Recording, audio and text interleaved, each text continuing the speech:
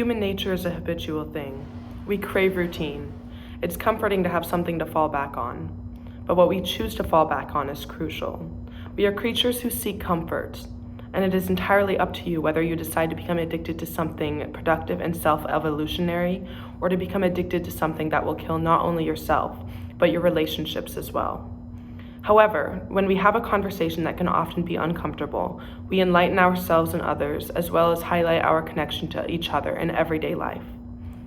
Every individual I've ever known has someone in their life that has been addicted in one way or another. Addiction is accessible to all. Whether you are the addicted or have a loved one whose addictions overtake them, ultimately, addiction affects us all in some shape or form.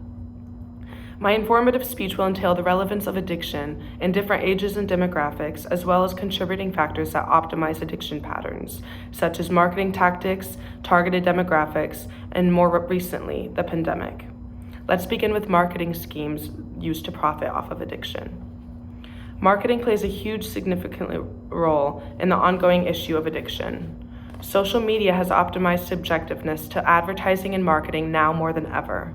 Although it is difficult to imagine, there was a time where anything from online shopping to drug dealing apps was not available to an individual at the tips of their fingers.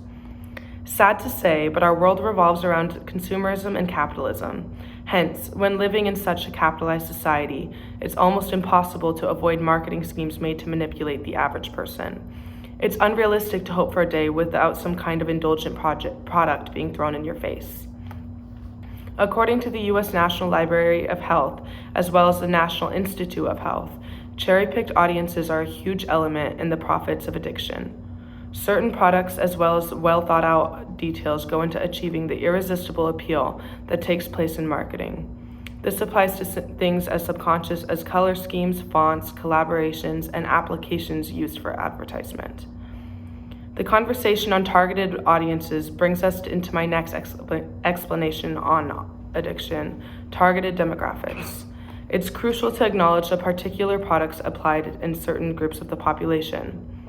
Addiction in youth is a huge problem now more than ever. It is arguably one of the worst times to be young, as we are a huge target in unhealthy habits and tendencies. For example, vaping is blatantly targeted towards the youth, and more often than not, underage individuals. With vibrant colors and fruity flavors, it's quite literally parallel to candy. Influence of the youth is also a notable element in addiction. Not only is the youth often targeted, but we also have more influence now more than ever. With social media and titles such as influencers, it leaves all too much room for young people who are generally more susceptible to making mistakes, to lead not only the younger generations, but also influence the older population in indulgence and addiction. AddictionCenter.com states that oppressed demographics are also hugely targeted in addictive products and marketing. Oftentimes, this is a vastly overlooked component in mass addiction. Products and marketing is more specifically when driving down a lower class neighborhood, you're much more likely to see smoking products, tobacco products, and alcohol marketed on a corner store. However, when you drive through a more wealthy neighborhood, you'll find that the shops and corner stores are all too often more wholesome and tourist-based.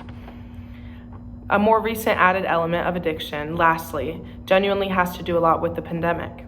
The role the pandemic plays in a human addiction and indulgence is huge, but due to the fact that although it doesn't feel like the pandemic is a more historical event, it is, and thus these roles are overlooked.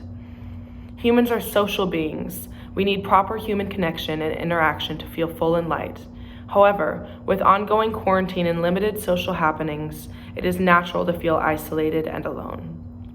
According to the Center for Disease Control and Prevention, as of June in 2020, 13% of Americans reported starting or increasing substance use as a way of coping with stress or emotions related to COVID-19. Overdoses have also spiked since the onset of the pandemic. When we feel a sense of alienation like this, it is easy to turn to alternate forms of happiness. And there really isn't anything wrong or unnatural with this until you consider what sources of maintaining a good state of mind you're turning to, as well as in what moderation. Again, social media is a hugely relevant constituent in expediting addiction, even more so with addiction. With such excessive time home or alone, screens are hugely comforting. Not only is this a form of addiction in itself, but this ties back to advertisement, and the urge to consume and indulge in addictive products grows. Now that we've covered 3 hugely pertinent points of consideration in addiction, let's reflect. Considering marketing schemes, targeted demographics, and the role the pandemic has played, we can begin to grasp the way we take in addiction and the subconscious ways that people in power or the government attempts to actually control us and dull us down. This can and will clarify the way we lead our lives, as well as researching our fullest potential as individuals and as a human race. By realizing that the problem of addiction does not lie with the addicted, but the schemes that cause addiction, we become more well-rounded and take the first step in banishing the opportunity for consumerism and addictive patterns to overtake us and our relationships. We begin to feel more empathy and compassion for those who have fallen victim to the fight of addiction. With more assistance and understanding, we can repair years of damage done by addiction, as well as learning to love ourselves more and more. With this, the absence of connection becomes less and less, and the world will become a better place.